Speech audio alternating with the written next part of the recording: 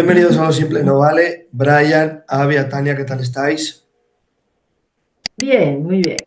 Shalom a todos, gracias Alberto. Y hola Tania y Brian. Hola, Adia. Hola, Avia, hola Tania, hola Alberto, un gusto como siempre estar acá en el programa. Bueno, lo primero, muchas gracias por vuestro tiempo y por pasaros por aquí. Vamos a hablar de Oriente Medio, desde aquí de España a Oriente Próximo. Vamos a hablar de empezar por Israel, sé que hay muchos frentes abiertos. Vamos a empezar hablando de Israel, de esa operación militar de madrugada. Avia, cuéntame, las negociaciones no han llegado a un buen puerto y ahora la situación se ha puesto más delicada. Si quieres, empieza por las negociaciones, que yo creo que dan la explicación de la operación. Por supuesto. Bueno, ya llevamos aproximadamente 2 semanas, bueno, un poco más, ya llevamos como un mes sin realmente avanzar con las negociaciones con Hamas en Gaza. Yo les hablo desde Israel, desde Tel Aviv. Así que aquí la situación está muy complicada. Por un lado, por supuesto, que las familiares y todo el pueblo de Israel queremos a ver los rehenes en casa. Pero las negociaciones simplemente no avanzan con Hamas. Hamas rechazó cualquier tipo de acuerdo y por lo tanto llegamos a un punto en que Israel ha tomado la decisión de operar, de hacer esta operación militar en la madrugada. Eso fue, por supuesto, una sorpresa absoluta para Hamas. Sí hay que mencionar que el día anterior de este ataque, recibimos algunos informes de la inteligencia secreta de Israel dirigiendo que jamás está planificando invadir a Israel de nuevo, igual como pasó el 7 de octubre, están planificando algunas cosas. Por eso este ataque en la madrugada era realmente también para prevenir lo que quiere hacer Hamas y por supuesto para presionar a Hamas que libere a los secuestrados, porque así no podíamos seguir más en un lugar así en el medio en que no hay avances ni por acá ni por aquí, como un cese al fuego informal, podemos decir, sin acuerdo. Ya era imposible seguir así. Y puedo decir que aquí en Israel la situación está muy tensa. Ya como respuesta, podemos decir, hoy en la tarde los hutíes desde Yemen lanzaron un misil balístico contra Israel, contra el sur de Israel, Beersheba y otras ciudades, y dijeron que por supuesto van a expandir también el lanzamiento, así que estamos aquí muy atentos, en alerta máxima. Y por supuesto que la situación está tensa también a nivel política, a nivel de la sociedad israelí, porque aquí mucha de la población, muchos de los ciudadanos están en contra de esta decisión de renovar, reactivar la guerra, ya que dicen que esto significa básicamente abandonar a los rehenes, según mucha de la población israelí. Están en contra de esta decisión del gobierno y por lo tanto hay muchas protestas, manifestaciones y demás que, en mi opinión personal, eso es lo peor que puede pasar a nivel de, o sea, el tema de la división dentro del pueblo. Cuando no estamos unidos, los terrucos de Hamas están muy contentos, están felices al vernos separados, así que, pero por supuesto que entiendo perfectamente la voluntad de, o sea, puedo entender ambos lados. Yo siempre hablo muy neutral, aunque soy israelí, nacida y crecida aquí, pero para mí es importante representar a ambos lados de mi pueblo, de los ciudadanos israelíes, que algunos de verdad es la mitad y mitad. La mitad están en contra de esta decisión y la mitad están realmente a favor porque dicen que no está pasando nada, estamos en una pausa, como dije, y eso es lo que pasó. Sí vale la pena mencionar que esta operación era muy precisa, era muy estratégica y hemos logrado eliminar varios de los altos mandos de Hamas, incluso no solamente de Hamas, también de otras organizaciones terroristas en Gaza, por ejemplo. El portavoz de la Yihad Islámica fue eliminado en esta operación, así que sí podemos ver que por supuesto los objetivos, como siempre, los objetivos son militares. Después, cuando hay otros, lamentablemente también heridos que son tal vez inocentes o familiares de esos terroristas, eso es triste, pero los objetivos en sí son militares. Eso es importante aclararlo desde ya. Muchísimas gracias. Tania. Bueno, un poco en la dirección de Avia, a mí me llama la atención un poco, y no es la primera vez, eh, esta división interna que hay en Israel, que es peligrosa. Es peligrosa para los israelíes. Recuerdo los 8 meses de protestas contra el primer ministro antes del 7 de octubre. Tuve la oportunidad de decirle a un diplomático israelí cuando yo estaba en mi país, esto está mal, lo que están haciendo dentro de Israel está mal y va a terminar mal.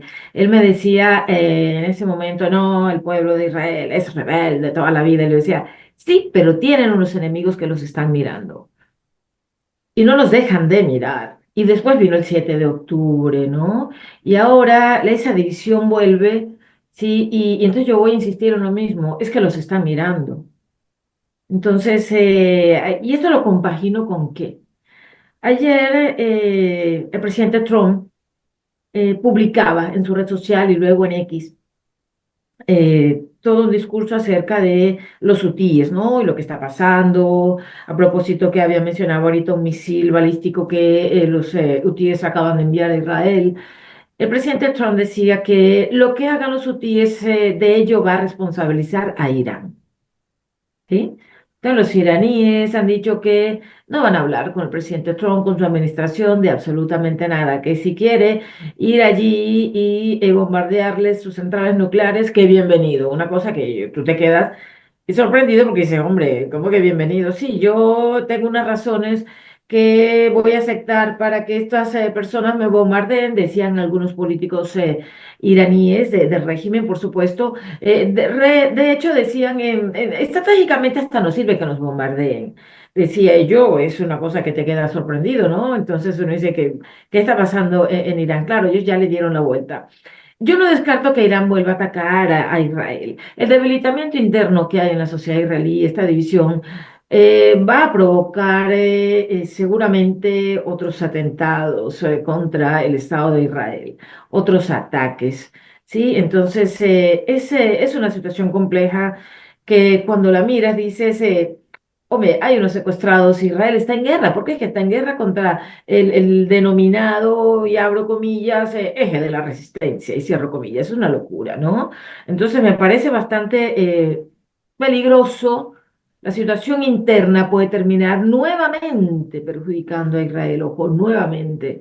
La posible destitución del jefe del Shin Bet, de la agencia de inteligencia, todas estas cosas están haciendo casi como un salpicón, diríamos, en mi país, para que otra vez aquello vuelva a volar por los aires. Brian, Bueno, coincidiendo con Avia y con Tania en muchos aspectos, quiero recalcar dentro de este tema de la operación también, digamos, algunas de las razones por las que el alto al fuego no pasaron más allá. Bueno, primero, las condiciones en las cuales se estaban entregando los prisioneros y que se estaban entregando también los rehenes, como eran entregados con aquellos desfiles desfachatados, ¿verdad? Haciendo alusión más bien a una especie de plaza pública en la que jamás estaba mostrando un poco de músculo, incluso, digamos, utilizando los cajones con cuerpos de secuestrados fallecidos, ¿verdad? El caso de los Vivas y de otros secuestrados.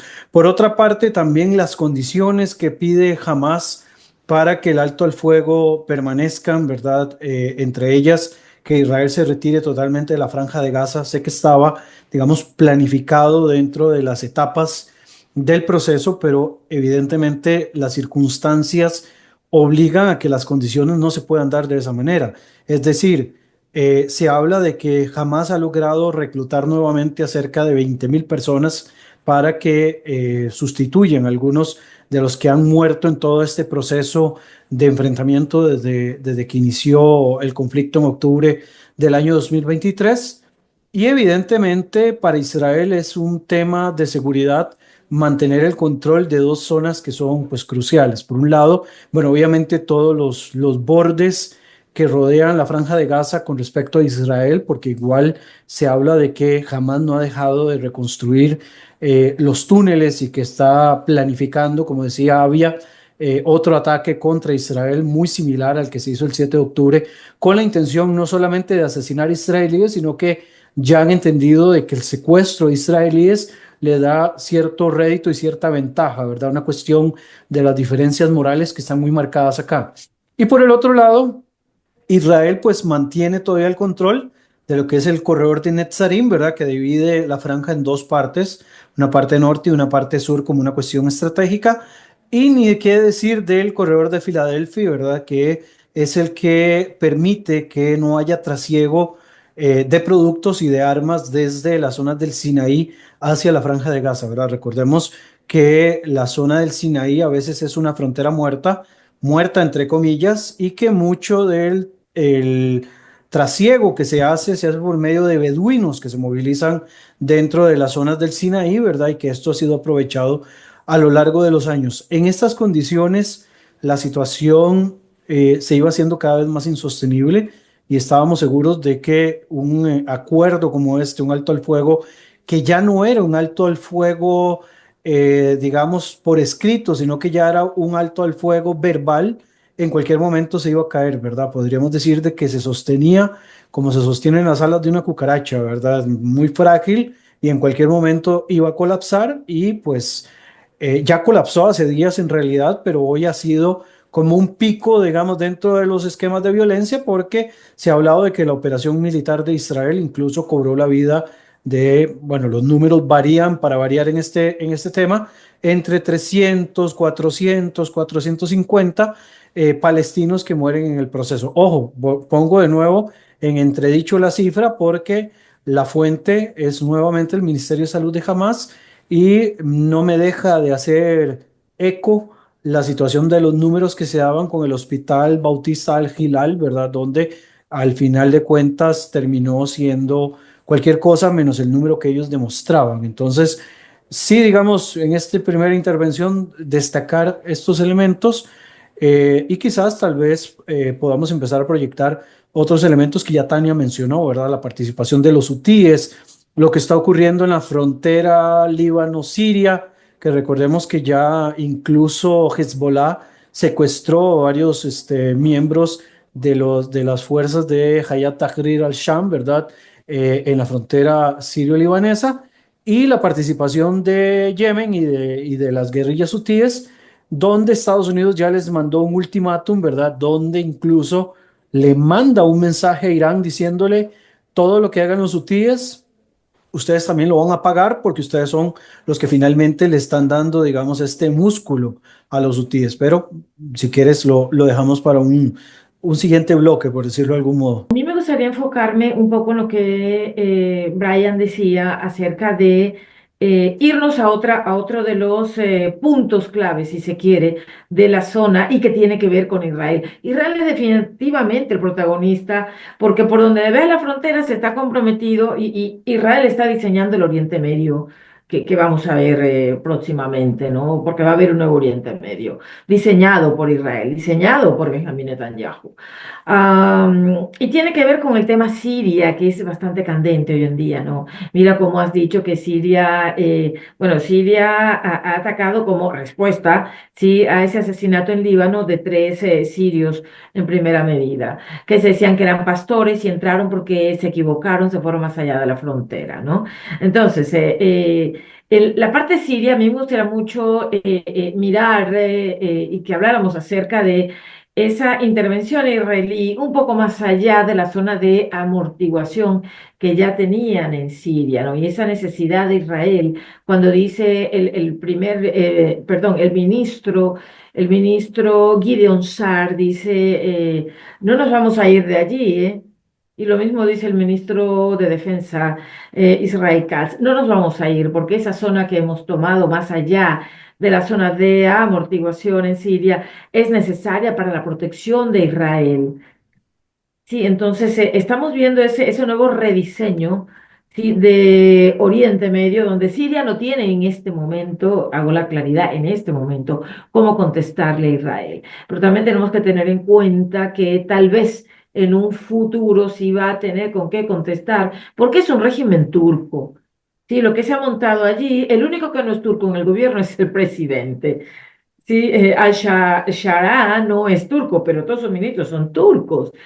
Turquía ya está mirando la cuestión de hacer una base militar allí en Siria, entonces en el futuro seguramente nos estaremos encontrando otra vez con una Siria hostil hacia Israel, eso no lo dudo, porque Erdogan es un hombre que en este momento es hostil a Israel.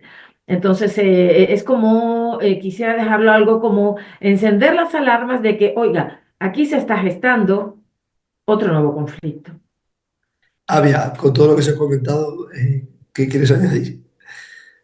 Bueno, lo que dijo Tania, estoy muy de acuerdo con el tema de Turquía, que básicamente Turquía tiene mucha influencia y no solo que no, digamos así, no oculta su posición contra Israel. En expresiones que escuchamos del presidente de Erdogan, escuchamos que él dijo directamente que van a llegar a Jerusalén en algún futuro. O sea, eso es algo que está en los planes de él y de su pueblo porque todos aplaudieron ahí. No solo eso, sino también al principio después del 7 de octubre, inmediatamente vimos el apoyo muy amplio dentro de la sociedad en Turquía y vimos carteles de antisemitas, puro antisemita contra judíos, carteles en restaurantes que dicen que no hay entrada a judíos. Eso es algo que vimos varias veces en Turquía y por supuesto Turquía se olvidó completamente que Israel ha mandado la segunda delegación más grande del mundo para rescatar y ayudar a Turquía en los temblores que fueron ahí en Turquía y Israel salvó vidas ahí. Realmente fue una maravilla, pero muy rápido se olvidaron la ayuda de Israel y hoy vemos que es muy peligroso. Por supuesto que en los ojos del mundo eso puede parecer muy raro o muy feo que Israel decide llegar al Hermón, al monte Hermón, en el lado de Siria y decir que queremos ocupar este territorio.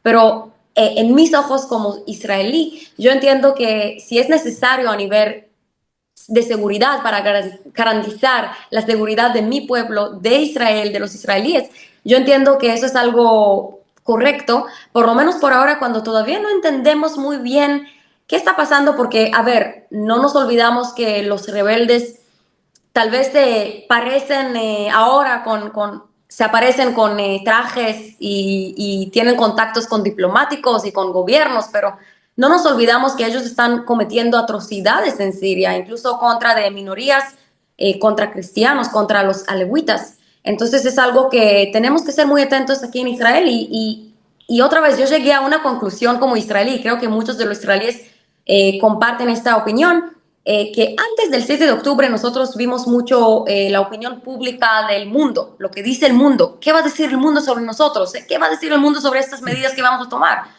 Sí. Y en este momento damos prioridad más a nuestra seguridad porque entendemos que muchas veces en el mundo no ven las cosas que nosotros vemos. Antes de todo es entender la ADN del Medio Oriente, entender los valores del Medio Oriente, que son muy distintos de otros valores occidentales y de otros valores que conocemos del mundo. Eso es algo que le cuesta mucho a la gente que vive fuera de Israel de entender. Entonces, nosotros ahora ponemos en prioridad nuestra seguridad y si eso significa que nos van a criticar, adelante, mejor ser criticado y ser viva, ¿no? Mejor ser criticada y Y que sí seguir voy a viva. garantizar que mis padres, que mi familia, que mis amigos van a estar vivos, que no vamos a experimentar de nuevo unas atrocidades del 7 de octubre. Entonces, es difícil decirlo, pero así es la realidad. En cuanto a lo que dijo Brian, quiero también mencionar que mencionaste la familia Vivas, Zichronam Levrajá, Shiri, los niños. Acordamos que también nos dieron un cuerpo que no era el cuerpo de Shiri Vivas al principio. O sea, el nivel de atrocidad de esta organización terrorista es algo que no tiene segundo. No, de verdad, es algo horrible. Y como bien dijiste, es imposible contar de sus números, confiar de los que ellos dicen. Para mí hay que poner una línea muy, muy fuerte, límite de ellos, de decirles que no, con eso no. Yo conocí a algunos soldados que salieron de Gaza y me contaban en primera mano cómo es luchar dentro de Gaza. Y me contaban que todos estos terrucos que ahora se ven fuertes, ¿no? Con sus uniformes, cuando hacen estos actos de liberación de rehenes, están escondiendo como ratas en los túneles y ellos no están luchando contra terroristas, ellos están luchando contra cámaras, porque le ponen cámaras, eso es el equipamiento que tienen equipamiento muy bueno, que ahora cuando Israel, en este cese al fuego, ellos pusieron más y más cámaras para identificar dónde están nuestros soldados y luego bombardearlos. O sea, realmente es un conflicto muy, muy complicado de entender y no sé si lo expliqué bien, pero creo que en ese sentido es importante recordar que el Medio Oriente tiene su propio Su propia dinámica. su propia dinámica, sus propias reglas difícil de decirlos, nosotros también como israelíes pensamos en un pensamiento un poco distinto, pero poco a poco entendemos que tenemos que adaptarnos, que tenemos que entender que no siempre podemos imponer nuestros valores y que a veces también tenemos que jugar en esta cancha que es horrible. Y lo que dijo Tania, que nos has comentado de que Netanyahu, a Ronen Bar que lo ha destituido. Ah, el tema de Ronen Bar.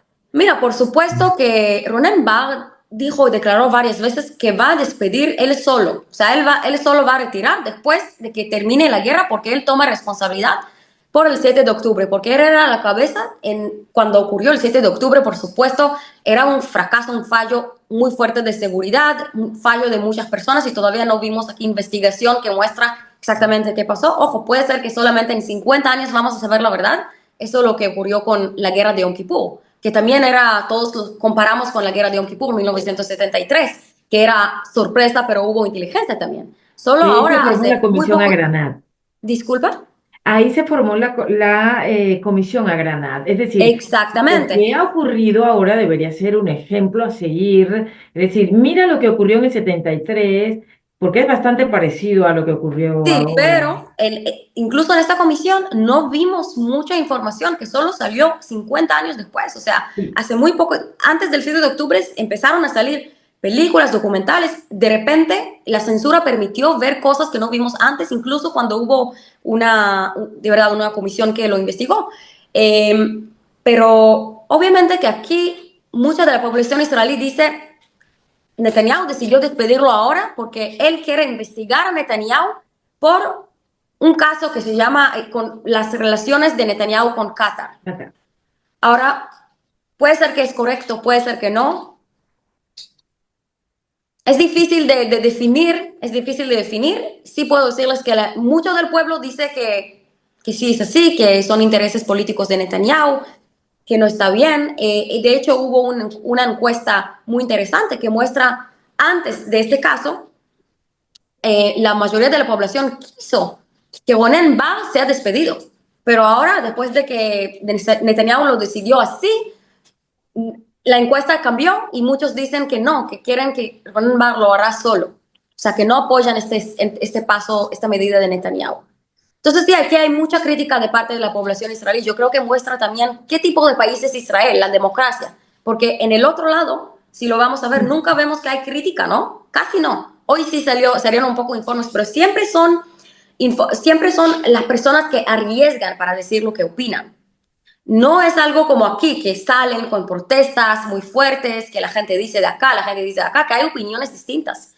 No lo vemos ahí, no lo vemos ahí, lamentablemente. Eso es, si me permites un minuto antes que Brian intervenga, digamos, yo siempre escucho esto. A ver, yo tengo años estudiando Israel y tengo una tesis doctoral sobre el tema del conflicto israelí-palestino en un determinado periodo, ¿no? La primera administración de Barack Obama.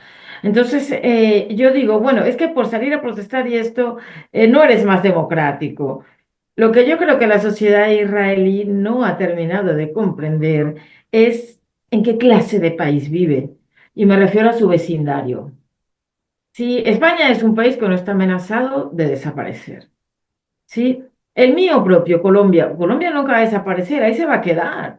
Sí, Costa Rica tampoco está amenazado de desaparecer, ni México, ni Francia, pero es que Israel sí. Entonces, esa amenaza tan grande, sí, mira cómo tienen, ahora van a limitar con, digo, otra vez con Turquía, sí, por otro lado, ¿no? Mientras Turquía está en Siria. Entonces, como que eliminas una amenaza que es Hezbollah allí en Líbano, pues ahora hay en Líbano hay un gobierno decente, esperemos a ver si esto funciona. Sí, y pareciera que está habiendo negociaciones ocultas según algunos funcionarios de la administración Trump, para que perdón, Israel Líbano limen las perezas y vuelvan a tener unas relaciones diplomáticas normales. Pero si recuperas Líbano, ya perdiste Siria. Sí, entonces yo creo que hay una conciencia que está corta. Sí, que no termina de aceptar el lugar donde está, el vecindario que tiene. Y creo que también, digamos, por un lado, puedo entender el shock que hay, ¿no? Yo creo que la sociedad israelí aún vive en shock. Sí, y eso hace un poco que uno tenga que, entre comillas, disculparlo y excusarlo. Sí, el tema de, mire la situación que hay, usted sale a la calle a hacer protestas y todas estas cosas, Israel no está para eso, ¿no? Para mi opinión, Israel no está para eso. Hay una situación que es bastante grave, que creo que el país nunca la había vivido. Sí, en sus pocos años nunca había vivido lo que está viviendo. Allí se hizo un mini holocausto, si me lo permiten, con todo respeto. Había, y luego mira todo lo que ha pasado. Israel no había vivido esto. Entonces, no son momentos para ello. Y eso no lo hace un país más democrático, que todo el mundo diga lo que piensa. Pues si ya sabemos que es la única democracia en Oriente Medio. No va a ser más democrático porque pasen estas marchas y estas cosas. No. Lo que sí hay que tomar es una actitud, aunque repito, entiendo que es una sociedad que está en shock, ¿sí? Pero sí hay que tomar una actitud más cruenta, más real de decir, es que soy israelí y vivo en Israel, ¿sí? Y por lo tanto mi comportamiento debe ser otro por los vecinos que tengo, ¿ya? Creo que hace falta eso, porque si esa conciencia no termina de completarse y esto sigue así, voy a volver a hacer énfasis en algo. Antes del 7 de octubre del 2023, la sociedad estaba igual de dividida o peor que ahora. Y miran lo que terminó. Y voy a recordar las palabras que se escuchaban hace 3 días, que no hubo tiempo de asimilarlas. Una grabación que publicaron medios israelíes donde hablaba el ex jefe, ¿sí? De las fuerzas de defensa de Israel, ¿sí? Halevi, Halevi, ¿cierto? Sí, no sé si me equivoco, hablaba y decía, es que yo hasta perdono a Hamás por la estrategia que utilizó para atacarnos, porque nos adormecimos, dice él, y también reconoció que las marchas de durante 8 meses antes del 7 de octubre jamás las utilizó para entrar a Israel. Y eso es así. O sea, yo lo pensaba así, y viene este hombre y lo ratifica. Yo digo, hombre, es que es así. Cuando te lo está diciendo Herzi Halevi, que acaba de irse de la CFD, y le pillan esta conversación diciendo, es que yo hasta reconozco que lo hicieron bien porque nos adormecieron. Claro, hay otras cuestiones que no nos alcanzaría el tiempo ahorita, pero que cuando el hombre dice, oiga, utilizaron todos los meses antes del 7 de octubre en que, claro, el país estaba dividido y dijeron, esta es la oportunidad. Y así lo hicieron. Pero Tania, una cosa, es normal que se manifieste porque mucha parte de la población dice que Netanyahu no ha sabido gestionar lo de los secuestrados, que era una de las prioridades por las que se hace la operación de Gaza, que no ha culminado bien esa operación. Mira, yo te voy a decir algo. Es que yo me he leído, o sea, he tomado clases hasta de mundo bíblico para entender a los judíos. Y yo te diré algo. Es que yo no quiero imaginar que el 7 de octubre hubiese ocurrido en manos de Naftali Bennett. No me lo quiero imaginar cómo lo hubiera gestionado, pero mucho menos cómo lo hubiese gestionado Yair Lapid. Es que no me lo puedo, o sea, no quiero ni imaginármelo porque el desastre hubiera sido peor que la gestión de Netanyahu. Hasta ahora hubiera sido mucho peor porque son personas sin experiencia.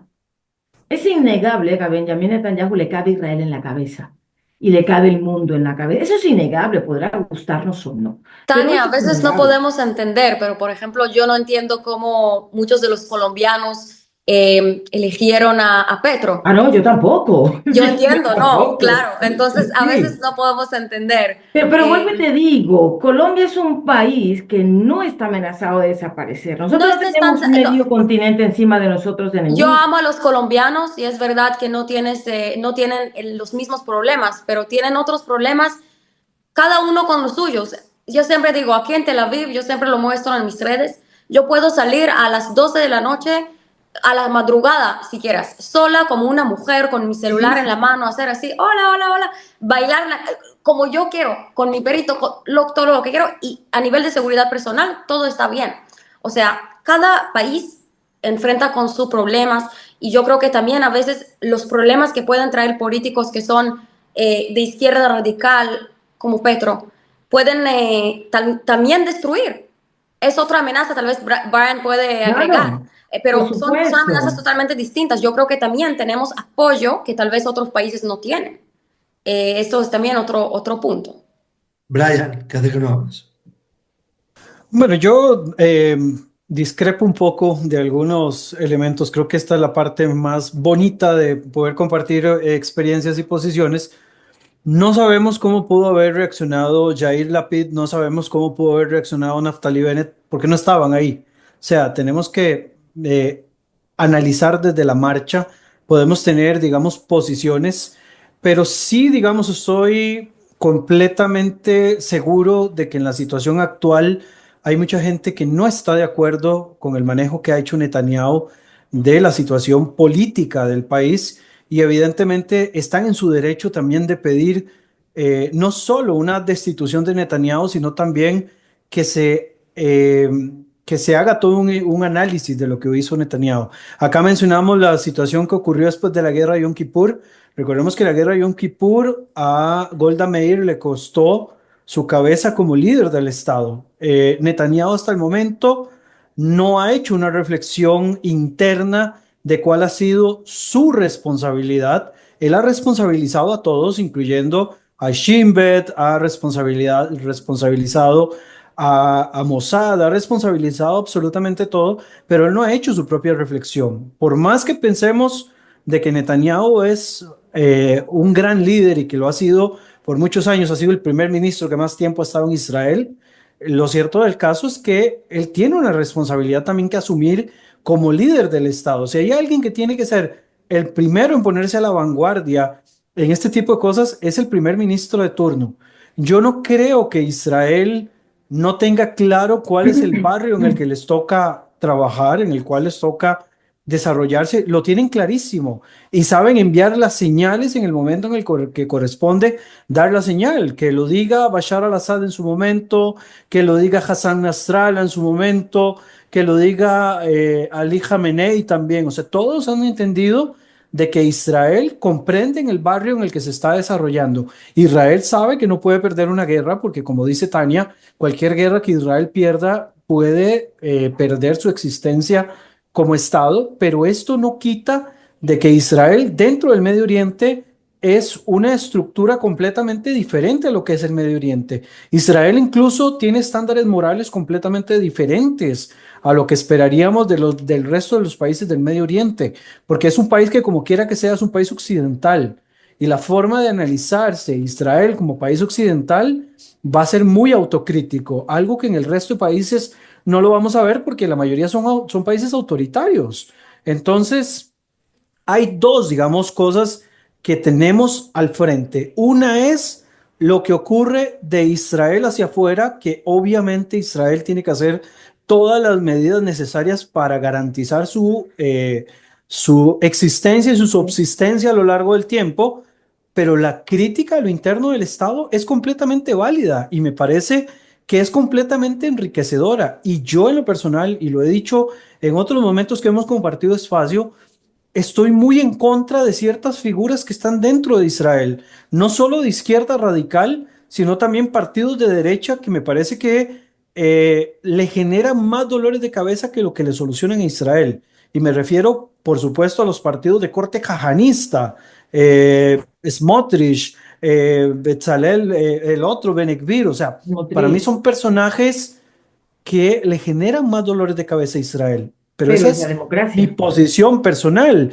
Aún así, creo que Israel va a subsistir internamente a este tipo de embates políticos, porque al final de cuentas, ese no es su problema existencial. Su problema existencial está de las puertas hacia afuera. Decían, el 7 de octubre fue aprovechado por las marchas anteriores. Sí, es verdad.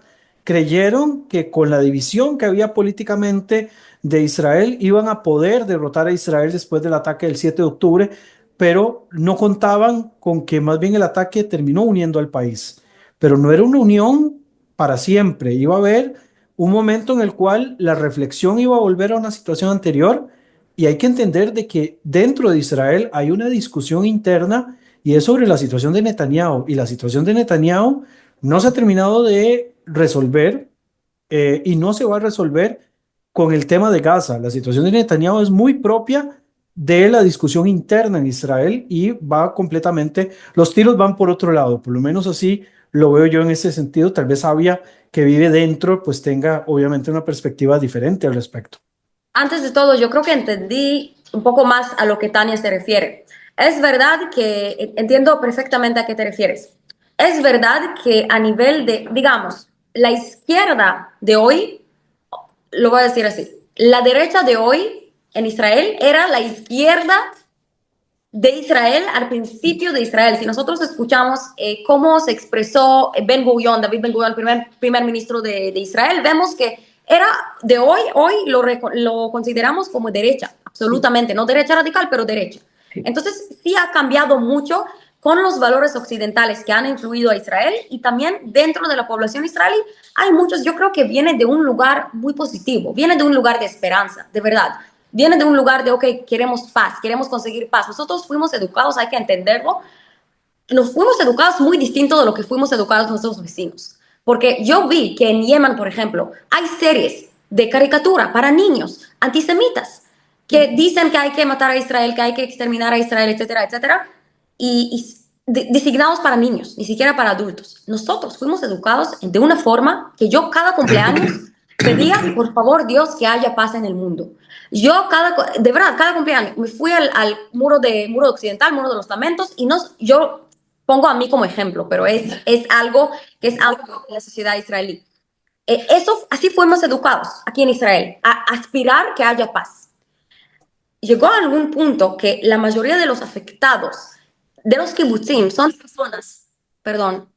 personas de la izquierda israelí. Son personas que vimos que hay tiros de balas en sus ventanas y al lado de eso hay un sticker que está escrito paz ahora. Esas son las fotos que tenemos de ahí. Y más allá, secuestrados que eran personas activistas por la paz que dedicaban toda su vida para hacer que haya existencia entre los palestinos y los israelíes, y al final de cuentas los secuestraron, los asesinaron, los trataron igual mal como a todos los demás.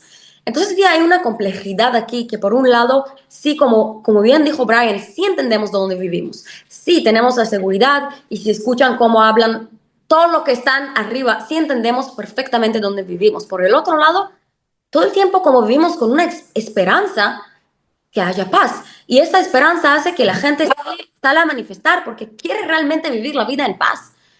A ver, hay que entender que desde que comenzó el 7 de octubre nosotros hemos invertido tanto, Prince, invertimos tanto en, está de acuerdo conmigo, por eso ladra.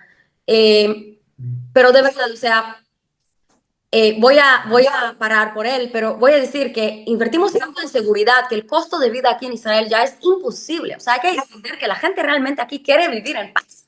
La vida aquí es salir a la calle, hay paisajes maravillosos. La gente a veces antes de la guerra me preguntaban, ¿pero estás de vacaciones todo el tiempo?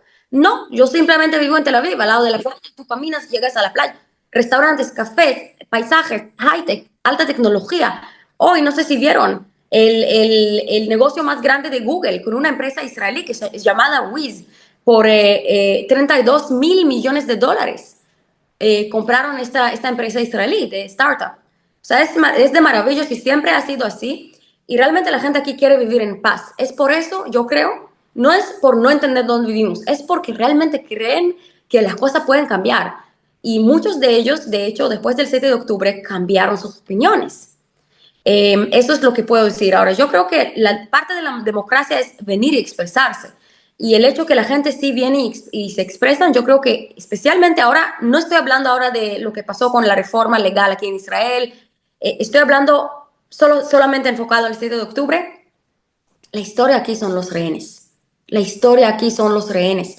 Porque si hoy lo hablé con algunas amigas aquí israelíes, si no hubieron rehenes, yo les puedo garantizar que esta guerra podría haber terminado ya, como vimos en otras operaciones militares en el pasado. La historia aquí son los rehenes. Eso es lo que también saca a las personas a manifestar. Porque yo hoy le pregunté a mis amigas, ¿ustedes tienen miedo? Porque nosotros sabemos que los hutíes van a lanzar misiles balísticos. En cualquier momento vamos a tener que ir a los refugios. ¿Tienen miedo? Me decían, no, no tengo miedo. ¿Sabes por qué tengo miedo? A los secuestrados que están ahí.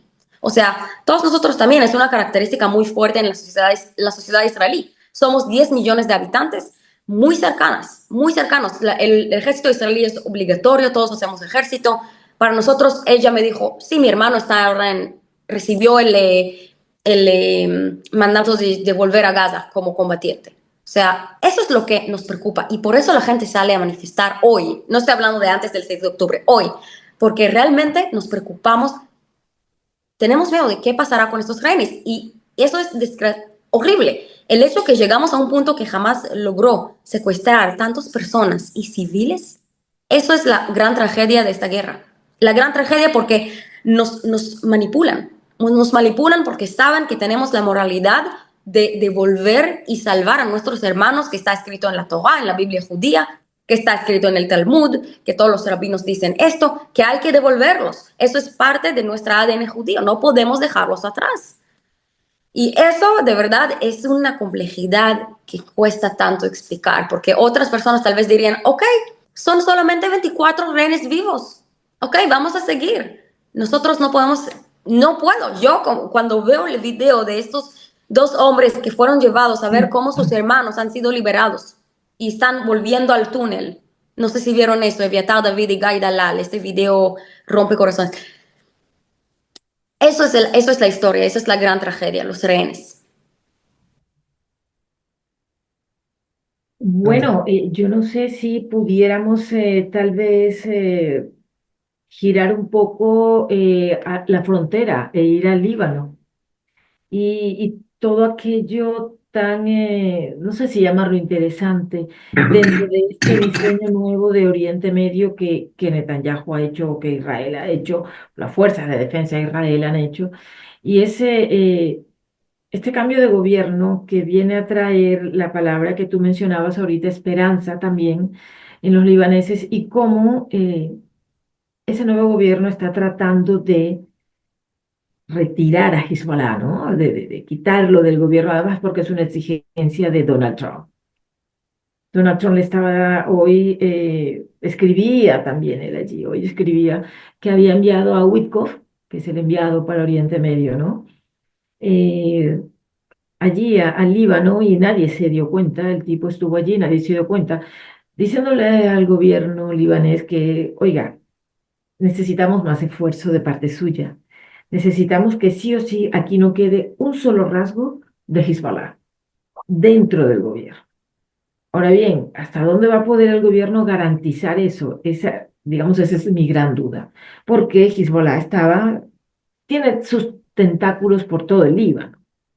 Eso es un hecho. Parece que se ha recogido todo en el sur, que es donde están habiendo estos problemas con Siria y donde está la Fuerza de Defensa de Israel.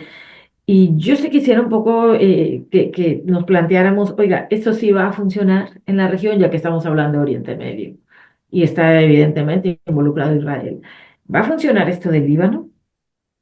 Yo tengo mis Brian, dudas, realmente, yo tengo mis dudas. Yo no sé hasta dónde esto pueda funcionar. Es como cuando me hablan de Siria y me dicen, es que el nuevo gobierno sirio, entonces yo digo, mira, aquí un terrorista de Al-Qaeda se ha puesto una corbata y toda Europa ha ido a estrecharle la mano. ¿De qué estamos hablando? Y los israelíes han dicho, a ver, son yihadistas. Nosotros por ahora no les creemos. Sí, y eso sí, yo voy a defender siempre a los israelíes cuando dicen, y los israelíes hasta se adelantan al resto del mundo, ¿no? Cuando ellos dicen, no confío en esto, usted tampoco lo haga. Si los israelíes dijeron que no, usted tampoco lo haga, porque históricamente ellos se han adelantado a todos en ciertas circunstancias que han cambiado el orden global. Brian, Si hablamos del caso del Líbano, pues Líbano es muy difícil, digamos, de determinar algo en realidad debido a la propia naturaleza libanesa. Recordemos que la constitución y después del acuerdo de Taba de finales de los 80 eh, hace de que la complejidad sectaria del Líbano lo mantengan en este, digamos, puesto de país inestable, ¿verdad? Líbano tiene muchas características que hace de que sea muy difícil de poder mantener una sola línea. Entendamos de que es un país cuyo presidente tiene que ser cristiano, cuyo primer ministro tiene que ser musulmán sunita y el vocero del parlamento tiene que ser un musulmán chiita. Ya, digamos, empezando por ahí, el tema sectario viene, digamos, a impedir muchas cosas. Además, pensemos de que no estamos hablando de grupos religiosos que son homogéneos, sino todo lo contrario. Incluso dentro del cristianismo maronita, que es el principal en el Líbano, tenemos dos grupos, ¿verdad? Un grupo más nacionalista, los falangistas, ¿verdad? Que incluso en algún momento habían logrado negociar la paz con Israel hasta que asesinaron a al-Bashir en 1982. Y luego tenemos los otros grupos que más bien son contrarios a cualquier tipo de normalización con Israel. A esto hay que sumarle, como ya lo dije, el acuerdo de Taba que lleva a que se logren desarticular la mayoría de los grupos armados, excepto uno, el más importante, Hezbollah, ¿verdad? Que no solamente es un grupo ahí suelto, sino que es el brazo armado más importante que tiene Irán fuera de territorio iraní, ¿verdad? Incluso puede resultar hasta más importante que la Guardia Revolucionaria en algunos sentidos, ¿verdad? Incluso pensemos que es el brazo ejecutor de muchos de los atentados terroristas de Hezbollah en el mundo, incluyendo Argentina dos veces, incluyendo Panamá una vez, y bueno, y un etcétera bastante largo, ¿verdad?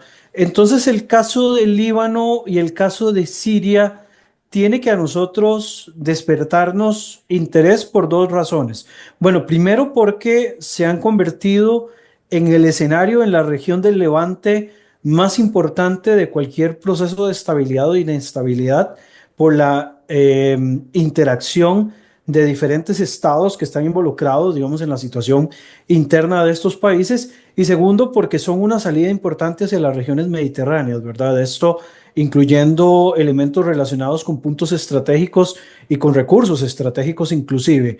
Hay que entender de que en Siria hemos tenido una movilización y un reagrupamiento, como decía Tania, de fuerzas turcas, perdón, que han venido, digamos, a desplazar cualquier otra fuerza y que se han convertido en la nueva frontera entre Israel y Turquía, ¿verdad? Turquía, ya lo dijimos la otra vez con Ignacio y lo vimos con Mati, creo que en algún momento incluso lo vimos con Luciano, de que Turquía se ha convertido en una nueva amenaza para el Medio Oriente, aunque creo que solo los que lo analizamos lo vemos y no lo ve el resto, ni siquiera la OTAN, que es donde también es parte Turquía, pero Turquía se ha convertido en una nueva amenaza, incluso al mismo o mayor nivel que la República Islámica de Irán. Y por el otro lado vemos también la participación de actores como Arabia Saudita y otros países del Golfo, como Qatar, por ejemplo, que también, digamos, tienen su interacción y sus circunstancias acá. Para los intereses de Israel, que hayan islamistas en el poder en ninguna de sus fronteras es positivo. Ya lo vimos en el caso de Egipto con Mursi y por eso siempre ha sido más positiva la llegada de autoritarios laicos como el Sisi, ¿verdad? Que si bien no nos llevamos, como diríamos en Costa Rica, y me disculpan la frase tan típica, ¿verdad? No nos llevamos tan de pellizco en alga con ellos.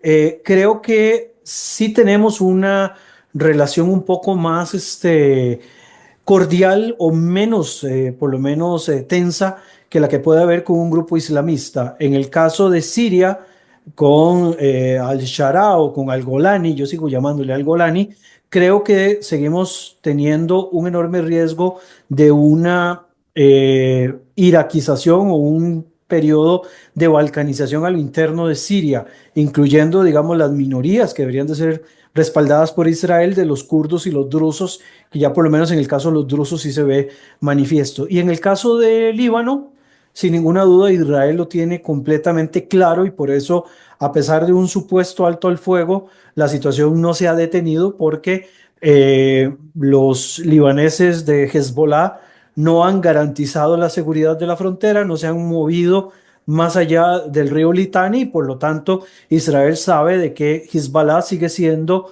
uno de sus problemas mayores en estos momentos. Por eso es que el tema, digamos, del escenario sirio-libanés es sumamente importante para Israel y para otros actores, pero, digamos, en el caso de Israel, Israel lo tiene claro y por eso es que ha hecho también sus propias movidas para garantizar una franja de seguridad en las zonas drusas sirias y por el otro lado manteniendo a raya a Hezbollah cada vez que han intentado, digamos, un rearme o un reagrupe desde el punto de vista militar. Yo qué te digo, un poco en el mismo tono de Brian, sobre todo Siria, estar pendientes, muy atentos a Siria. Yo tampoco confío en el gobierno de Siria, tengo que decirlo. Al final es un tipo de Al-Qaeda que ha llegado y se ha puesto una corbata y un traje y todos han dicho que todo está muy bien, ¿no? Pero no confío. Definitivamente creo que vienen problemas en un futuro inmediato, si se quiere, no ya mismo, no inmediatamente, pero creo que en Siria un poco va a pasar lo que advertían muchos en Irak. Oiga, si usted tumba a Hussein, aquello se le va a volver un etcétera, ¿verdad? Creo que un poco va a pasar allí en Siria lo mismo. Sí, al final este hombre lograba dominar todo. Tú has mencionado, Brian, creo, las masacres de minorías, ¿verdad? Alawitas, cristianos. Y yo creo que incluso este acuerdo que Donald Trump ha obligado a firmar, ¿sí? Entre los kurdos y HTS y al-Shara, al-Hawlani, eh, no garantiza nada, no garantiza nada, pero bueno, esa fue la obligación que tuvieron que cumplir de los Estados Unidos porque los Estados Unidos está absolutamente decidido a salir de Siria, que eso ya lo hablaremos porque eso va a ser otro gran error. Eso va a ser un gran error de los Estados Unidos que se está recogiendo para irse a guardar en su propio territorio y está dejando sillas vacías por todas partes. Y cuando tú dejas una silla vacía, alguien la ocupa, ¿verdad? Cuando tú quieras regresar, ya está ocupada. Lamentablemente, ya no cabes aquí en la mesa y es lo que los Estados Unidos está haciendo e hizo en Siria, porque sabemos que se va a retirar de Siria. Y entonces vienen problemas. Definitivamente creo que vamos a estar atentos y vamos a hablar mucho de ello en el futuro. Chicos, no sé si, Brian, no sé si quieres añadir alguna cosa más. Si no, hablamos Yo otro día. algo muy breve, porque sé que el tiempo ya nos ha ganado. Siempre nos gana el tiempo. Eso es un problema. Que vamos a tener No que nos hacer perdona. un podcast de 6 horas. Creo que tenemos también que poner atención y que quede ahí tal vez en el tintero la situación con Irán, ¿verdad? Hay mucho llamado de la posibilidad de una confrontación más directa de Israel y Estados Unidos contra Irán. Entonces, hay que ver los acontecimientos de los próximos días, a ver si apuntan hacia allá, ¿verdad? Bueno, no es la primera vez que se apunta de que esa sea una posibilidad, pero lo cierto del caso es que en la actualidad, debido a lo disruptivo que está ocurriendo en diferentes partes del mundo, se cree que esta amenaza puede ser un poco mayor. Entonces, creo que si no ocurre nada de aquí a la próxima semana, podríamos conversar un poco de la posibilidad de que se dé digamos, que se detone finalmente un enfrentamiento directo entre Israel y Estados Unidos contra las fuerzas de Irán propiamente y obviamente seguirle el hilo lo que ocurre en Siria, lo que está pasando en el Líbano, lo que ocurre en Gaza y por supuesto lo que hace Turquía, ¿verdad? Que sigo de majadero y seguiré de majadero quién sabe cuánto tiempo más, pero creo que este es un tema que no se le está brindando la importancia de vida, inclusive por encima de lo que está pasando entre Rusia y Ucrania. Me atrevería a decir. Avia, para decir algo para cerrar, ¿quieres decir algo más para cerrar? Quiero decir, primero de todo, antes de todo, no hablé de Hezbollah, Hezbollah, lo que dijo antes Brian. Quiero mencionar también que el ataque más grande creo que vimos en el Medio Oriente es el ataque de Vipers y creo que eso sí ha cambiado un poco, cambiado la situación digamos, cómo se ve, dónde está el poder. Y totalmente el poder ahora está en las manos de Israel. Tal vez antes el poder era en las manos de Hezbollah, de muchas formas, porque por equipamiento, túneles, dinero que tiene en Líbano, mucho dinero, por supuesto. Pero ahora el poder yo creo que está en las manos de Israel con todo lo que tiene que ver con Hezbollah, porque también sus líderes estuvieron muy, muy, muy deprimidos después de este ataque. Entendieron que no solamente es un ataque que cobró vidas de terroristas o por lo menos algunas manos de terroristas, sino también el espíritu de la moralidad, el moral de ellos de seguir luchando contra Israel. Y eso es algo que impactó mucho también de su estado de mental, no solamente de físico, eso es lo que quiero decir. Entonces, para mí, eso brindó mucha esperanza también en cuanto a cómo vamos a enfrentar con Hezbollah. Y en general, porque vimos que Israel sí tiene su poder, porque el 7 de octubre, después del 7 de octubre, era fácil de decir dónde está Israel que todos conocemos, dónde está Israel con la seguridad, con la inteligencia, dónde está, cómo fracasaron así. Pero realmente esta operación, como otras operaciones y como la defensa que tuvimos contra los ataques de Irán, nos mostró que Israel todavía tiene mucho poder, que todavía estamos aquí para quedarnos, que a pesar de que tenemos amenazas de muchas frentes, estamos aquí para quedarnos. Eso es algo que es importante decir y eso es lo que quiero transmitir a todos los que nos escuchan ahora, que nosotros, a pesar de que sabemos que vivimos en un país muy complicado, en un país que está bajo amenazas constantes. Aquí estamos para quedarnos, aquí nacimos, yo por lo menos nací aquí, crecí aquí. Hay muchos como yo, israelíes, que nacimos, que crecimos aquí, que no tenemos otros pasaportes, que sus familiares llegaron del Medio Oriente, que fueron expulsados del Medio Oriente. Eso es algo que no se habla mucho. Aproximadamente 1 millón de judíos fueron expulsados alrededor de 1948. Entonces siempre se habla de los palestinos dicen que fueron expulsados de Israel, aunque la situación era un poco más complicada. Ellos iniciaron una guerra contra Israel con 5 ejércitos árabes. A ver, no nos olvidamos de eso. Y eso fue también resultado de la guerra que ellos comenzaron. Pero a lo que voy es que nosotros estamos aquí para quedarnos. Y eso es, yo creo que ese mensaje tiene que ya caer a todos nuestros vecinos que están alrededor, porque yo creo que también como nosotros tenemos esperanza de tener paz, ellos tienen la esperanza que Israel no va a existir. Y ellos tienen que quitar esa esperanza, tienen que entender y aceptar, si nosotros queremos llegar a una solución en esta región algún día en el futuro, ellos tienen que aceptar el hecho que nosotros estamos aquí, esa bandera está aquí para quedarse, estas personas, los judíos que viven aquí, están aquí para quedarse, que no nos pueden mover de aquí. Y en el momento que van a aceptar eso, es ahí cuando vamos a poder empezar a negociar de algo, porque no podemos negociar de nada hasta que ellos van a entender que nuestra existencia es válida, estamos aquí para quedarnos. Y mucha esperanza, y gracias a todos, y quiero mandar mucha esperanza a todos los que nos ven, y oraciones para estos decimos en hebreo, me cuesta con la palabra oraciones porque no está en hebreo, pero muchas filot que vuelven los rehenes.